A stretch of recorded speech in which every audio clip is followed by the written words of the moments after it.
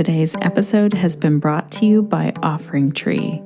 Oh, and speaking of OfferingTree, I have an update to share with you about a really cool feature that OfferingTree just added. So remind me to tell you after we dig into today's episode. And before we get there, I just want to say that I love that OfferingTree is listening to what yoga teachers need and then creating the best all-in-one software that I know of for wellness professionals. If you are wanting to build a website, schedule your classes, share your offerings online, maybe courses or memberships, make sure to go over to offeringtree.com/Shannon for a special podcast listener discount. That's offeringtree.com/Shannon. Hello and welcome to the Connected Yoga Teacher podcast. I'm your host, Shannon Crow. I use she, her pronouns, and this podcast is being recorded on Anishinaabeg, Odawa, and Mississauga land, also known as the Bruce Peninsula in Ontario, Canada. I want to acknowledge that yoga was stolen and brought to the West. The people and the cultures that cared for yoga for a very long time were not cared for or honored in that process. And I personally have been wanting to look at what's my role in this as a white yoga teacher from the West, and how can I take care of this practice? And I'm learning, and I'm just so glad that you're here with me on this journey. I will definitely be sharing more in future podcast episodes.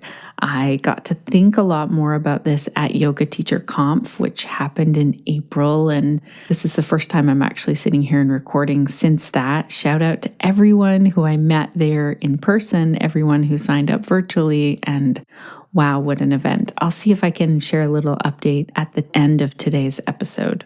I'm also a mom of 3, a yoga teacher, podcaster, and founder of Pelvic Health Professionals. And this podcast was created for you because I know what it's like as a yoga teacher to leave that yoga teacher training, whether it's your first or your 50th, and really feel like you've been dropped out in the wilderness of entrepreneurship and learning and yoga and all of the things. And so I wanted a place where you could come and we could hang out each and every week, and you could be connected to information and inspiration that will really support you as a yoga teacher and as an entrepreneur. And let's face it, building a yoga business and being an entrepreneur can be very stressful at times. Yes, we get to set our own schedule and we have more flexibility around that, but it's hard and it's challenging, and it can really take a toll on our mental health. I just had a really cool conversation today with a good friend, shout out to Renee, who was talking about how even when life throws you a lot of opportunities and they're positive, that can also cause a general stress and lead to burnout. And this is why I'm so excited to share this interview with Shulamit Ber Levtov. Also, a side note, May is Maternal Mental Health Month. A lot of our yoga teachers who listen to this podcast and a lot of our yoga students, your yoga students, and all of the yoga students who our listeners are teaching yoga to, a lot of them are parents and mothers, and mental health is an important topic for us to have as yoga teachers who are holding space, also as yoga practitioners, and also as entrepreneurs and human beings who are walking this earth right now and dealing with all of the things, pandemic-wise, climate change, in general, just like the average stresses of humans walking the earth. That's why I'm so excited to introduce you to Shulamit today. She's the expert in this. She's the entrepreneur's therapist and co-founder of the Business Therapy Center. She helps women-identified entrepreneurs uplift their mindset and pilot their emotions so they can overcome the anxiety and the isolation of running a business. So we're going to talk about both of those things. What does it feel like to have that anxiety as an entrepreneur? And also, what does it feel like to deal with the isolation? Just feeling like, oh my gosh, I'm in this alone. No one else understands. just so you know, you're not alone. All of our listeners are here with you. And also, I know what it's like to feel alone as a yoga teacher and an entrepreneur. And Shulamit knows what it's like. She has been an entrepreneur for over 27 years. And for more than 20 years, she's been supporting women's mental health and personal growth. So she's a licensed trauma therapist, retired yoga teacher, trauma survivor, and award-winning entrepreneur. She brings a unique perspective and approach to supporting women in business. She has spoken locally, nationally, and internationally, and has been on multiple podcasts. Today, I'm excited that Shulamit and I get to talk about the many stresses that come with being an entrepreneur, the importance of truth-telling around stress, trauma, and mental health, but also the balance of what do we share and what do we hold back. Shulamit also shares tips on why we are stronger with support and where to find that support, and how yoga and meditation can really amplify, but not replace, that's important, therapy. Shulamit also explains why some advice we may commonly hear or give to people like, quote unquote, relax or take a breath. This might not be helpful for some, especially when they're trauma survivors, and why having structure can be helpful for our nervous system instead. So I am thrilled that you are here for this conversation. I will be here after the interview to just do a quick recap and share a few other notes with you. Let's dive in and meet Shulamit.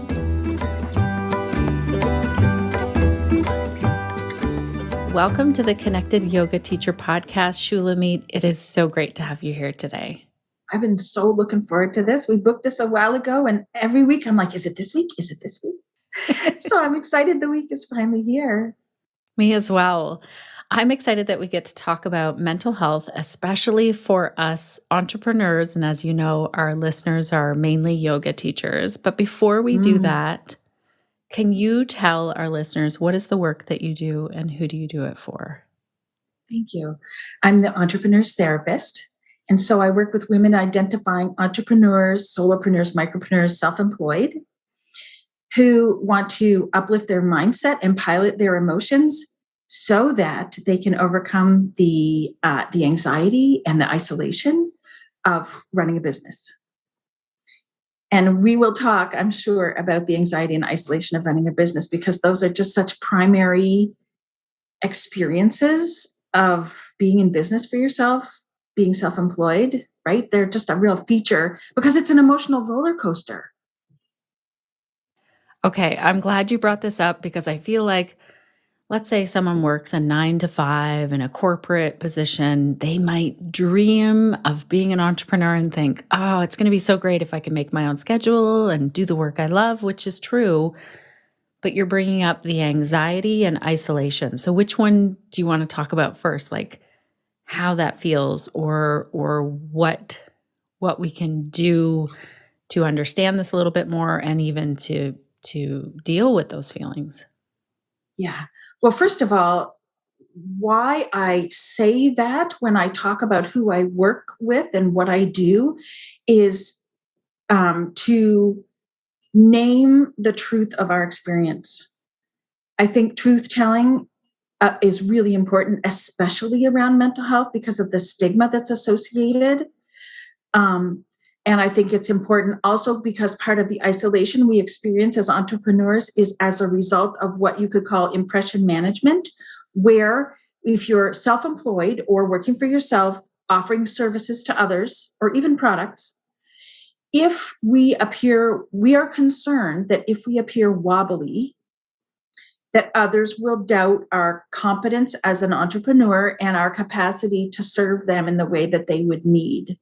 So right away, there's a barrier for us in being transparent around how we're really feeling and what our experience is really like because of that concern.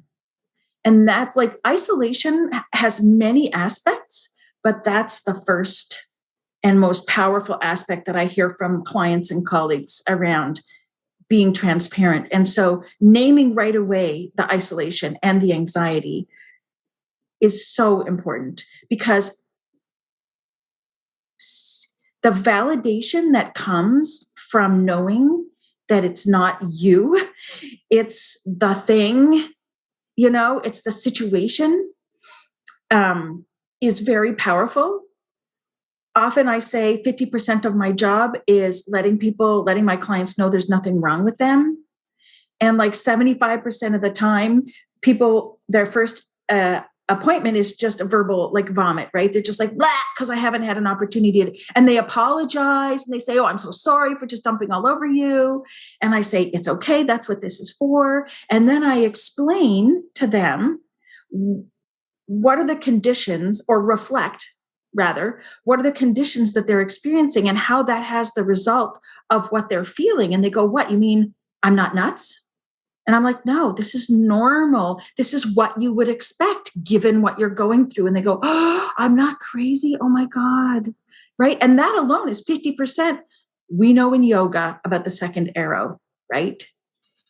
That there's the experience, and then there's the thinking about the experience, the evaluation of the experience, the self-shame and blame and criticizing self-thoughts, that second arrow. And if we can take away the second arrow, then we just have the dukkha, and we can work with dukkha. And that's a longer process, but that second arrow rather, is easily removed by just recognizing, oh, this is normal. I'm not nuts. So let me see if I've got this right. Yes. Because I also have a clarifying question as well. Let's say we are feeling really big emotions, which happens to all of us as humans and especially as entrepreneurs. And we decide, you know what, this is not something that I want to share with my whole audience, which I'm curious to hear your thoughts on that. How much do we share to normalize mental health? And I have seen it happen where, I loved your word, when we appear a little bit wobbly, I've seen myself thinking, yeah, I'm not sharing this moment. Or looking at someone else sharing their moment and thinking, I'm not sure I would have shared it in that way. Yeah. Do we share, or do we then talk to our therapist about it? Well, it's nuanced. So thank you for asking. The analogy I use sometimes is like, if you're injured and you're bleeding, right? You don't run. I mean, I'm exaggerating to make a point, but you're injured, you're bleeding, you're running around in the street going, I'm bleeding, help, help, right? That's not going to help you or anybody else. It's of no value to anyone. The appropriate place to go when you're bleeding is to call an ambulance or go to the doctor or go to 911. It's to go to people who can help you stop the bleeding, right? And then you have your healing process that comes after the bleeding, where the body needs to take its time. It maybe needs care, it needs medication, maybe needs the dressings changed, all that kind of thing. And you go through your transformative healing process as it heals. And then once you've metabolized what's happened so that it can be of service to others when you share, is what I would say the time to turn away from the professionals less, to use professional support less, and to share more for the sake of being of service to others. And you share, where were you? What happened? Where I am now? That's actually a formula that comes from the 12-step programs. When you speak about your at a 12-step meeting, and I have been a member of the 12-step family programs, they tell you it's not about the war stories. It's not about where you were and all the bad things. It's really your story of transformation or of learning and growth. And so you need the progression. You need what happened, how you lived through it, and where you are now in order for it to be of value to others. And so that, as a therapist, that's what we're taught to do, is to be very low on the self-disclosure scale around the details of what happens because it's about the client. It's about who we are of service to. And so when I think about sharing, I think, how is this going to is this serving my needs, or is it serving the needs of my client / audience? So it's important, I think, to be transparent when you're having a hard time, to name that you're having a hard time without necessarily sharing the details, right? So you can kind of relax your nervous system and for yourself to say, like, I'm having a tough time right now, and I'm just taking a moment to acknowledge. And actually, I'm going to do it right now, because I can feel I didn't sleep well last night. I have a headache. I'm not at my best. And I'm noticing that's wanting some acknowledgement in me. And you can see that I'm placing my palms on my heart space and closing my eyes and kind of taking a moment to say, yes, that's the truth of my experience. And then that creates space now for me to be fully in our conversation without having to reveal, like, and ask you to hold me around that. That's process transparency versus content transparency. This is so good. I feel like you gave so much. One, this analogy of like you're bleeding and what's going to be helpful. And I was having this image of someone then being like, I'm going to go live on Instagram while I'm like bleeding here instead of calling for help. For me, that was a really great analogy of. And how disturbing would that be? Right. It would be. It would be disturbing for your audience as well as not helpful for you or anyone else around you. Yeah. Okay. Yeah. And also the fact that we don't have to share every little detail, I think, is liberating. Now, when you say, as a therapist, you get trained around this, what to share and to think about how is this helpful for the people that I work with. And this, what was it? You're going to share what happened and the transition so that it could help someone else. I feel like we don't have this as yoga teachers. Well, it's a nuance that's not, especially in this era of oversharing. Like I'm 100%, I'm not an anti social media person. I'm not an anti, like don't show yourself or any, like, I really do think that we need to know one another as humans. And I think we do need to be skillful about how we do that. But the skillfulness of disclosure, like all nuance, I think, in this world is missed because nuance is just not where we live as a culture. That's so true. Oh my gosh. Okay, so this is around the isolation piece of things. And I think, like, correct me if I'm wrong, but I hear you saying, like, choose what you share very wisely. You don't have to share it all, but it sounds like we need to get the help we need. Like you used the analogy of we're bleeding, but if it's that we're facing so many emotions that we are having a really hard time, we need to seek therapy. I feel like that's also, and I don't want to point fingers because I feel like I do the same thing. I feel like we might really hesitate to go. We might think, I'm too busy. I can deal with this. I'll just call my friend. I'll just kind of shove it to the side. I've got all this work. Other people have it worse than me. Right. I have home, I'm very privileged, I'm white, I'm middle class, I have, I work for myself, which is an enormous privilege. I have all these, what right do I have to suffer? My suffering is invalid because of that, right? And so we have all kinds of ways of talking ourselves out of it. There's also the stigma, the assumption that you have to be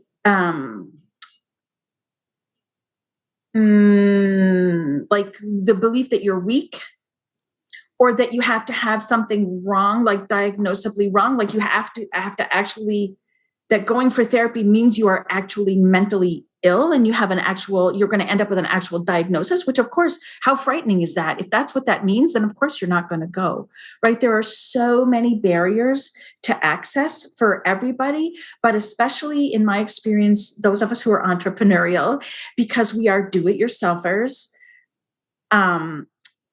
we see ourselves as strong, capable, competent. I can handle this. If I don't know how to do it, I'm going to find out and frickin' do it, like we're just really like, I can do this. And so we have this belief that to ask for help makes us weak. And my die in the ditch belief is that we are stronger with support. Yes. Oh, yes. And here's why. It's brain science that when the emotions are hot, we're in a state called amygdala hijack, which means I'm holding up my hand and I have a little fist. My hand is in a fist with the thumb tucked in the middle and the fingers tucked over top of the thumb. If you imagine your fist like the brain, right? And you lift the fingers up, that's the prefrontal cortex. We flip our lids. The part of us that is our CEO self, quite literally in life, it's the chief executive, all our executive functions that make us capable of navigating life, making decisions, taking in information and synthesizing that information, impulse control, all those things are in our prefrontal cortex. Well, when the amygdala gets hot, when our emotions are high, we flip our lid, the CEO self goes literally offline. It stops communicating with the rest of us. And all we have are emotions to run on. And emotions, while not bad, are not the whole story, right? And so and I'm bringing in my other fist, and so this is your other person, you could call them your auxiliary cortex. They come in and their lid is on and they sit with you. Your lid, their regulation, the fact that they are kind of chill helps you chill. This is called co-regulation in brain science. And so this is how we are stronger with support. When your lid is flipped and you hang out with somebody whose lid is on and they listen to you in a way that's calming and soothing, your lid comes back on again. And then you can think straight. And this is a very literal brain thing that happens to everybody when emotions are hot, right? So that's one way in which we are literally stronger with support. But also, I invite you to imagine, have you ever seen in a new subdivision when they plant those spindly little trees? Yes. And they're like so wobbly, right? They look so like vulnerable. And while they have a really big root ball that helps them stay, they also, when they're planted, usually they have that rubber grip around the middle and they have the guy wires. And sometimes they wrap the stem too with some protective stuff. Like if you think about how exposed and vulnerable those little trees are when they just plant them like that, and how much stronger and safer they are with the wrapping and with the guy wires that support them, right? You can see it's clear. Take that into yourself for a minute and imagine what it would be like for you if you had somebody wrapping you up, if you felt held and held up, right? How that actually empowers you. It makes you stronger. You can see how those little trees are going to survive better when they're protected in that way. So we are stronger with support. This is fantastic. I think there's also, I don't want to speak for all yoga teachers, but I think there is a myth or a real stretch to think, well, if you're doing yoga properly, you won't need therapy. Do you want to speak to that?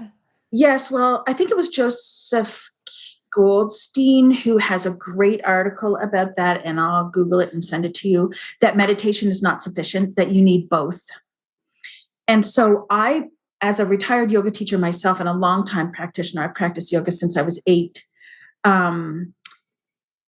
It's fundamental to our well-being to have those kinds of practices. And the issue is psycho-spiritual. My master's degree is in counseling and spirituality. Our psychological well-being is implicitly connected to our spiritual and physical well-being as well. And so while yoga and meditation and those kinds of spiritual practices support us, there is an aspect of our psychological well-being that is not fully addressed by them. But what really I see as an advantage is when people come in with these kinds of practices, how it amplifies their self-growth and psychological well-being journey. And that there's a way that we can even kind of expand their practice so that it is more beneficial psychologically, right? It's about how the power of the two working together. What other things do you wish that yoga teachers and entrepreneurs knew about how they could care for their mental health as they're struggling? Like, we are living in pandemic times right now. That alone is a big struggle. What do you wish that they knew? Well, I've stated the whole stronger with support thing very categorically. And I want to bring in some nuance to that, because similarly to the nuance around what do we share and what don't we share, it's about discernment, right? So we talked about ways of discerning what is appropriate to share and what isn't. And it's also important to bring in discernment around what kind of support and where do I ask?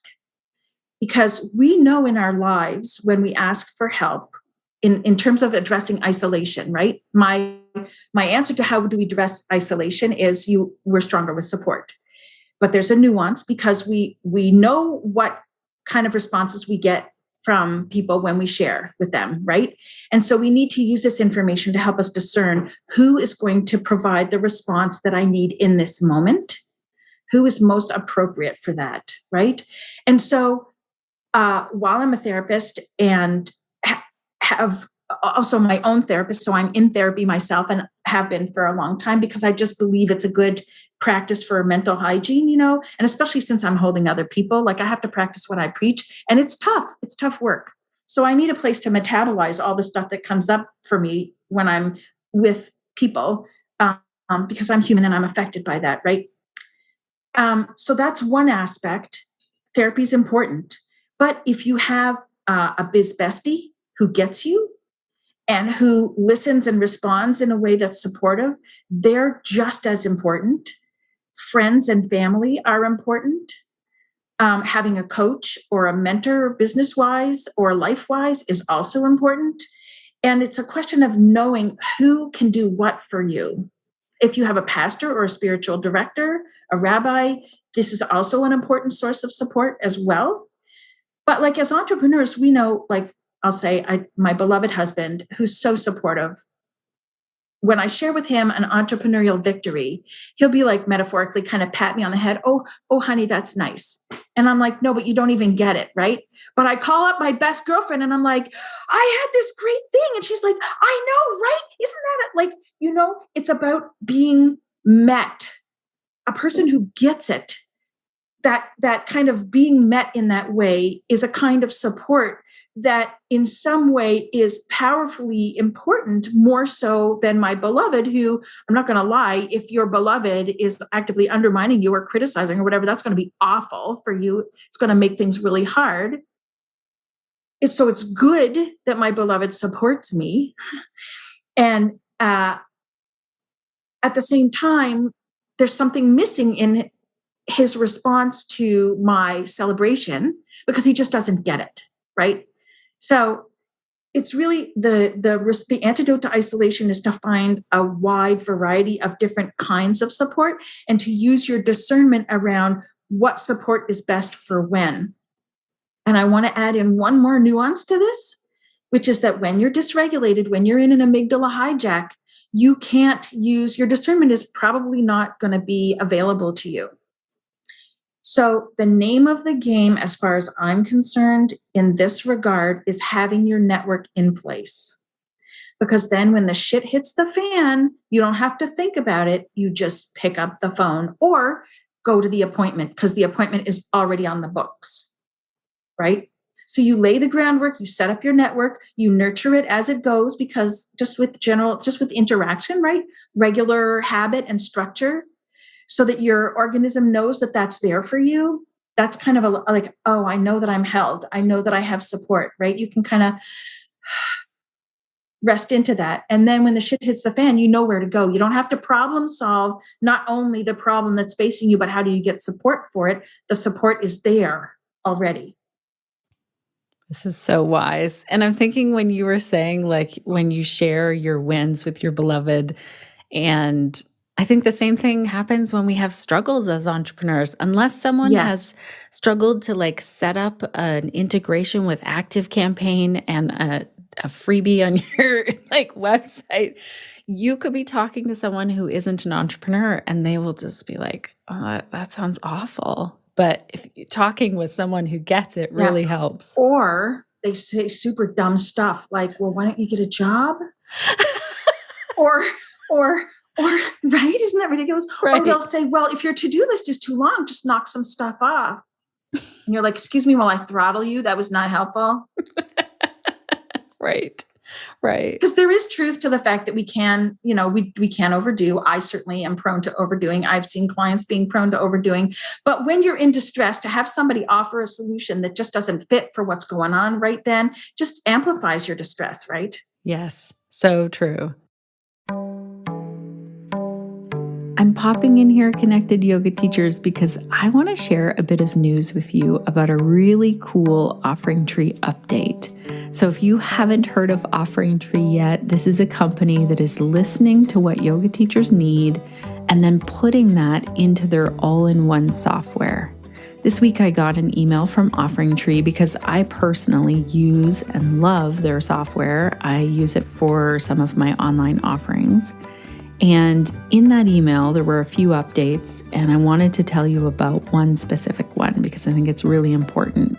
OfferingTree is now sharing more flexibility when you're giving refunds to your students. So let's say you need to cancel a class or a series for whatever reason. Maybe you don't get enough registrations, or you can't find a sub and you booked holidays, or maybe you need to take a rest because you're physically or mentally not up for teaching. If you've been teaching for a while, you know that feeling. It's not a very nice feeling when we need to cancel class, and the last thing you need is more complications around refunds. So I love that OfferingTree heard from yoga teachers that they need a simple way to do this, and they added it. So now you can go in there and you can cancel a class, and then you have the option, am I offering a refund or is it a cancellation with no refund?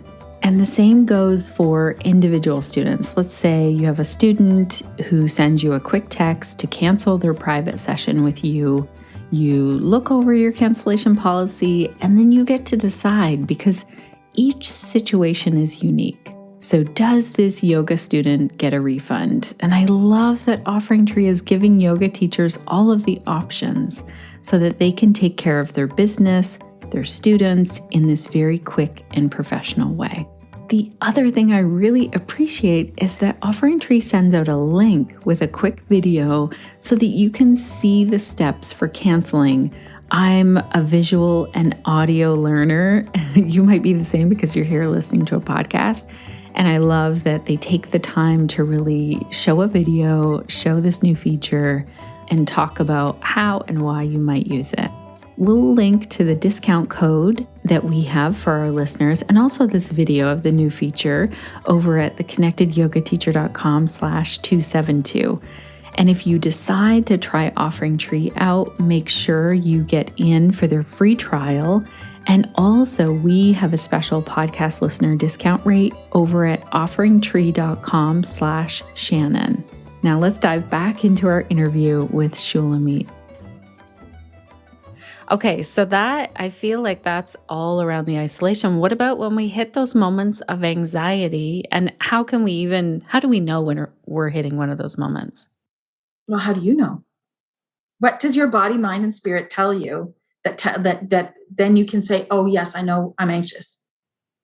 I think I start trying to do something that is really distracting. Like, I think I try and... That's a great question. What do you notice first in your, let's say, what kind of sensation do you notice? With anxiety. It's probably a tightness around my shoulders is probably what I would notice first. Mm-hmm. And different people notice different things. The way to think about this is, that's a great example. The way to think about this is like a bunny and a bear. And that we're like a bunny and our organism has perceived a bear. What does the bunny have to do? Well, first of all, what's the bunny's reaction when it sees the bear? It runs or freezes. Yeah, its first thing is this is a threat, right? And I have to survive it somehow by either freezing, as you say, or getting the heck out of Dodge. Yeah. Right? In the vast majority, the initial nervous system response is either fight or flight. The freeze is important, but I'm speaking physiologically now. The body floods with cortisol and adrenaline. The muscles get tight because they're preparing to run. The breath gets short because it wants to deliver, and short and fast because it needs to deliver oxygen to the body quickly. The digestion shuts down because we don't need to survive for tomorrow, which is what digestion is about. We need to, so we'll barf, we'll have diarrhea, we'll get constipated, that kind of thing. Even if you're a person with reproductive, like ovaries and uterus, and who cycles, your cycle will be affected as well sometimes by stress, because again, that's future oriented by a threat. And stress of being in business, that's a future oriented thing. And what's going on right now in face of the threat is right now, this moment survival. We also get a really narrow tunnel vision. We don't notice the flowers. We only notice how to get the heck out of Dodge. Like, there's the path. I got to get on there. Because if the bunny stops to notice the flowers, the bear's got it and it's dead, right? Flowers are irrelevant right now. Even food, like even if the rabbit, which is a kind of a survival thing, but it's a longer term survival. So there might be food on the right-hand side, but it won't notice because it just has to get out. So if you think in terms of this bunny physiology, that's the kind of physiology that you'll notice in your body when you're feeling anxious, when there's a threat. Because physiologically speaking, you're a bunny and there's a bear. So you can start to be curious about what is like noticing in your body, what are the sensations, what's happening, and like, how's my bunny doing? A lot of the talks I give, I use that analogy of the bunny and the bear, and people love that idea of like, how's my bunny doing? And then if you notice these things going on, you can say to yourself, oh, my bunny sees a bear, it's worked up. I'm kind of, like, it's okay, bunny, I see that you're worked up, that's all right, let's solve this problem together. And then in the moment, the first thing to get out of the amygdala hijack, because bunnies don't use language to communicate, right? Right. Babies, cats, dogs. And really, when we're in that state of amygdala hijack, our language function, our thinking capacity is greatly diminished. So have you ever tried to tell yourself to calm down? Yeah. Or had someone else tell you, it doesn't work. Yeah. You see red, right? It totally Yes. doesn't work. And that's because bunnies don't use language, and neither does the amygdala, neither does our bunny self. And so the first thing to do is to offer experiences of safety, of comfort, of calm. So this is where our yoga practice can come in. So I'll invite you to place your hands with the palms facing up, and to place your awareness on your breath without changing it, simply noticing and taking a breath or two.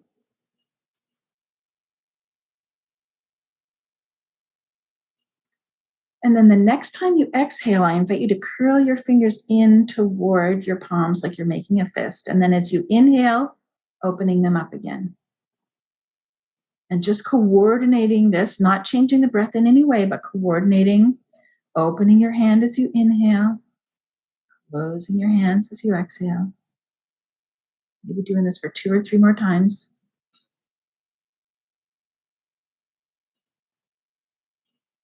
And then you can allow the movement to rest and place your awareness on the breath again. And then you can release the practice. And maybe notice what happens when you do that. Personally, then a bit of tension I was holding in my shoulder was like, okay, we'll let go a little bit. Yeah. Yeah. So this is just one simple example of communicating using experience that registers in the physical body with sensation to communicate with the bunny so that the bunny knows, oh, wait a minute, there's right here, right now, in this very moment, there is no bear and I'm not going to die. And the beauty of coordinating breath and movement, like we often hear, this is kind of like a trope, like if you're stressed, take a deep breath.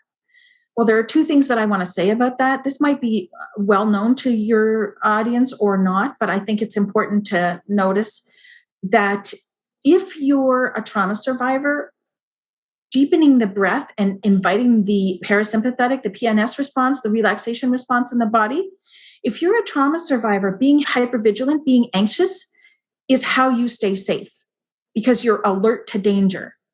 Conversely, if you're relaxed, that's dangerous because you're not alert to danger. And if you're not alert, then you're vulnerable and something could come and hurt you. So if you're a trauma survivor, inviting the relaxation response in your body actually can make you more anxious. It's kind of a paradoxical thing that happens with the deep breath for trauma survivors. And so it's important to know that if this is you, there's nothing wrong with you. Your organism is just trying to keep you safe, right? And to leap from the anxious state of short, shallow breathing to the so-called, calming state of the deep and slow breathing, sometimes it's too much of a gap between how you are now. And so you end up fighting with yourself and fighting the breath. And simply placing your awareness on the breath can help. But the coordination of the breath and movement together gives the brain something to think about. Oh, it gives it like work to do. And in the process of doing that work and of doing the coordination, something happens that you may find your breath lengthening of its own accord rather than using your will to do it. And this can be less activating if you're a trauma survivor because it's a less kind of invasive way of messing with your breath. It's kind of a more like working with yourself way. But also for people who find it too much of a leap, it can kind of bridge the gap from the short to the long and to the shallow to the deep. So that's a long answer to your question about what can we do if we're feeling anxious. But the first thing is to notice. The second is to validate. Oh, bunny, of course. Of course. Yes, you're just, you think you need to run away, and that's okay. Thank you for trying to help me get away from the bear. And let's have a moment together. I'm here with you. Let's do this. Right? I'm doing the hand movement for the breathing, let's do this together. And then your CEO self comes back online and you relax a little bit, and that helps with the anxiety. But I also want to say one more thing. When you're self-employed, it's your bread and butter. It's life and death. So it registers like on your nervous system. It's a survival thing. So of course you are going to feel anxious. There is nothing wrong with you for feeling anxious. And there are ways to work with it. So, as an example of this, I've talked to a lot of teachers who, let's say, the studio in their town closed down due to the pandemic, or the workshop that they put so much work and effort into, or the course, it didn't run. And so when we land in that, like when you're saying it's our bread and butter, that really resonates. That's what we're feeling. Yeah. Yeah. It's a survival threat. Mm-hmm. Yeah. And also heartbreaking, right? Because you have a vision and you're not able, and frustrating because first of all, it's a loss of your vision, which is a grief, it brings up grief. But then it's also frustrating because you have this vision that you want to bring to birth and you can't. There are so many emotions around these kinds of things. Yeah. Right. So if we acknowledge it and think of these tools that we can use, I think this is great. And to have that network, that really hit home for me when you were saying, have that network set up, because I have it so that I call my therapist when I'm like, all right, we're to the overwhelm. We've gone beyond. And so to put a regular appointment on the calendar, even if it's spread out quite a ways apart, that seems like a better idea. Well, structure helps the nervous system. It helps us trust. And when we can trust, then we can relax, right? Right. Is there anything else where you think, if entrepreneurs knew this, it would really save them a lot of struggle? Let me see. I'm going to check inside. There's nothing wrong with you. What you're trying to do is hard, and demanding. And it's in the nature of this work that it's going to have an impact on our emotions. It's hard. We're having a hard time because what we're trying to do is hard. And I don't mean to say that it's all doom and gloom, because it isn't. And at the same time, it's not all glory either. Like the glorify, oh, isn't that wonderful? You get to set your own, you don't even really work and you've got freedom and blah, blah, blah. Well, that's also true. But the dark side is so rarely talked about and so rarely validated that's why I spend so much time, again, like I said at the beginning, naming these things, to say that this is a quite natural reaction to your situation, that you're not broken, that there's nothing wrong with you, that this is inherent in what you're trying to do. And so therefore there's an okayness around it. That's really good. If our yoga teachers want to connect more with you, tell us about any offerings that you have or how they can find you. Thank you. So the best place to start is the Entrepreneurs Therapist on Instagram. It's the_entrepreneurs_therapist. And in my bio, there's all the things you would need to know. What I'm most excited about, we were talking about the power of support, the power of solidarity, the power of community, or having a network. So I have a women entrepreneurs support community that is exclusively for emotional support for women entrepreneurs.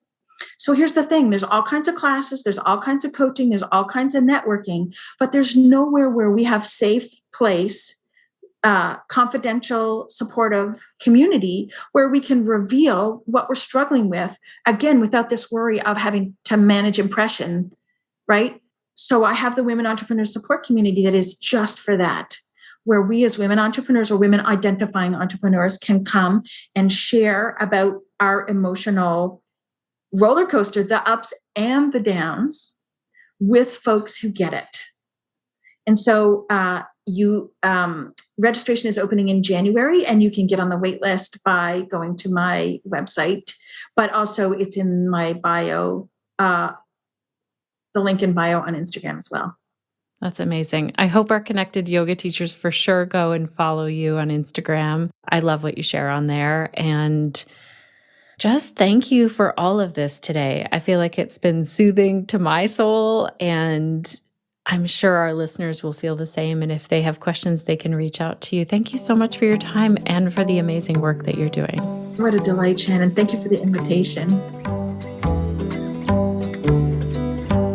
Oh my goodness, Shulamit, thank you again for everything you shared with our listeners today. And thank you, dear listener, for being here for this important topic. I'm smiling to myself right now because a podcast listener, shout out to Shelly, recently told me that her and her son, oh my gosh, I wish I would have gotten your son's name, Shelly, listen to this podcast in the car. And when I say, dear listener, they both feel like I'm really talking to them. So today I am Shelly and Shelly's son. I'm really talking to you, dear listener. That's making me smile. Okay, what was I saying? Right. So I am just thrilled that you're here listening to this because mental health is so important. It is the foundation for so much of how we show up in the world, especially as yoga teachers. And one key takeaway that I had here was this idea that structure helps our nervous system to relax. And I see yoga teachers doing this in an amazing way. You know, yoga students really get to feel comfortable in the structure that we create, in the spaces that we create. And I was thinking about this with my own calendar, my own schedule. How can I add a little more structure so that my nervous system can relax as an entrepreneur and not freak out with my growing to-do list of things? So I'm thinking about that in my own life. I'm curious to know, what are your key takeaways in today's episode? Let's continue this conversation. A great place to do that is over in our Facebook group, the Connected Yoga Teacher Facebook group, and share, what was your key takeaway in today's episode? Also, what questions came up or what challenges came up as you listened to today's episode, and how else can we help you with the podcast? That's really our main question here. If you're not on Facebook, you can also share in our show notes, and over there, we have all of the links for today's episode. So Shulamit sent me some links, and also we have some links there for you. And then there's a comment section at the bottom. So to find that, go to theconnectedyogateacher.com/272. I promised an update about Yoga Teacher Conf. I want to tell you that there's another one happening in September. And if there is a way that you can get there, it's happening in Chicago. I would say 100%, try to get there if you can. Allison and her husband, Sean, shout out to both of them, and the amazing team that they put together to do this event really impressed me. I have to say that. The presenters, the teachers, the people who attended, the partners who showed up, companies like B Yogi and IAYT, Jenny, who runs a retreat center. I mean, there were so many people there who all have the same goal of really taking care of yoga and taking care of yoga teachers. I just was really blown away by the conference, and I can't wait to see Allison take this out into different places in the US. If you have a community of yoga teachers and you think, you know what, I need this in my city, reach out to Allison over at Yoga Teacher Conf. So that's Yoga Teacher Conf, CONF.com, and let her know. Also, check out the upcoming one. If you're a yoga teacher and you think, you know what, I have something that I would love to present, you can also reach out and ask if you can teach as part of the conference. And speaking of teaching, I guess that's the one update that I wanted to share today. Well, there were two things. I shared in my email recently. If you're not on my email list, jump on my email list because I share things in there that I don't share on the podcast. You can do that over at our website, theconnectedyogateacher.com. But I shared in my email how impressed I was with fellow podcasters that were there with me. Shout out to Mado, to Amanda, to Rebecca. I missed seeing you there, Lauren. I'm so sorry that I missed you, but I'm so amazed at how these podcasters, heard some conversations bubbling up around the conference and heard some presentations where we were really examining how we could care for yoga more and looking at cultural appropriation and some topics that aren't as comfortable. And my goodness, I just love that the people who were there just dove in a little bit deeper to these conversations, the podcasters who were there, and I was really impressed. So you'll definitely hear more of that here on the podcast. And the other thing that happened really personally for me is I felt like I really came into my presentation, which was Yoga for Pelvic Health. It was a 3-hour workshop. And I feel like, I hit this very comfortable stride where I was okay with challenging, why are we saying engage your core? Why are we saying engage your pelvic floor in a yoga class?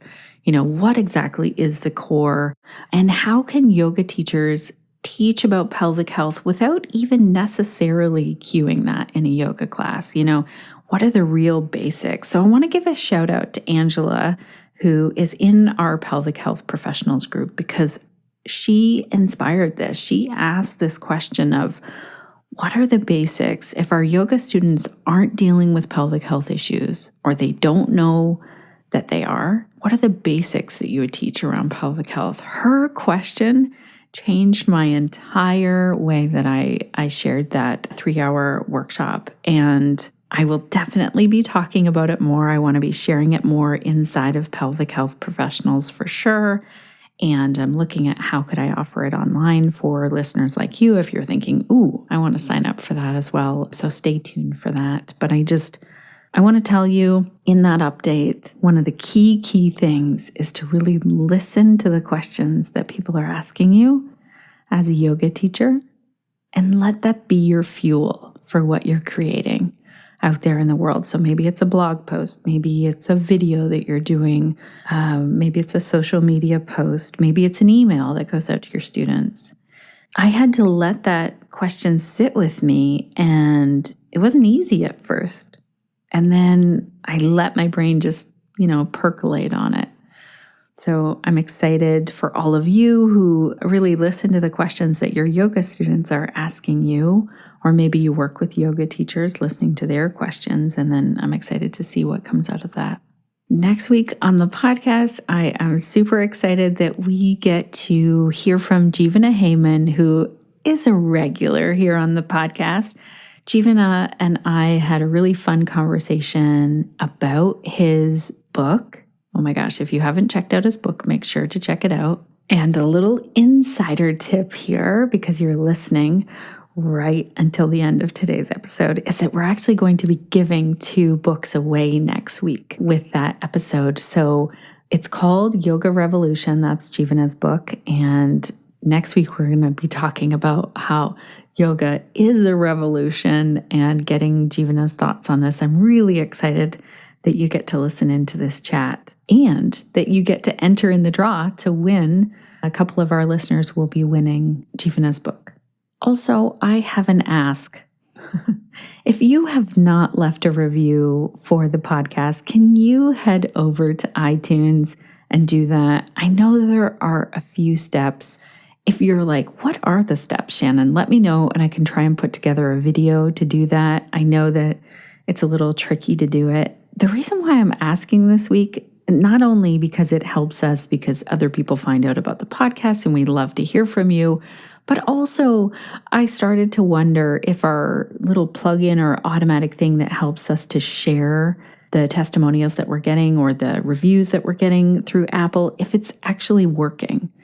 So either it's working fine and no one has left a review since the end of last year, which I understand, people are busy, or it's not working and I need to contact the company. So let me know if you leave us a review because I want to check that out. So that's my ask. It's kind of a big ask. I appreciate that. If you're a regular listener, I hope that you jump on it. I also want to give a huge shout out of thank you to our entire team over here, Suzanne, Crunch, and Sinead. Oh my goodness. Thank you for the work that you do here for this podcast and our community, but also the amazing work that you are doing out in the world. Suzanne recently told me that she was taking on another client for a podcast client and then donating all of that money from that one client, an extra one, to helping homeless animals. And I just have to say, I am impressed over and over again by this amazing team of people. So thank you so much for all of the work that you're doing. Also, thank you, dear listener. That's also Shelly and Shelly's son included, but also everyone else who's listening. Thank you so much for spending the time here and really diving into how we can care for our own mental health so that we can show up as the amazing yoga teachers that we are in this world. So I would love to know, what are you doing this week to stay connected to yourself, your yoga practice, and to your community so that you can share the yoga that lights you up?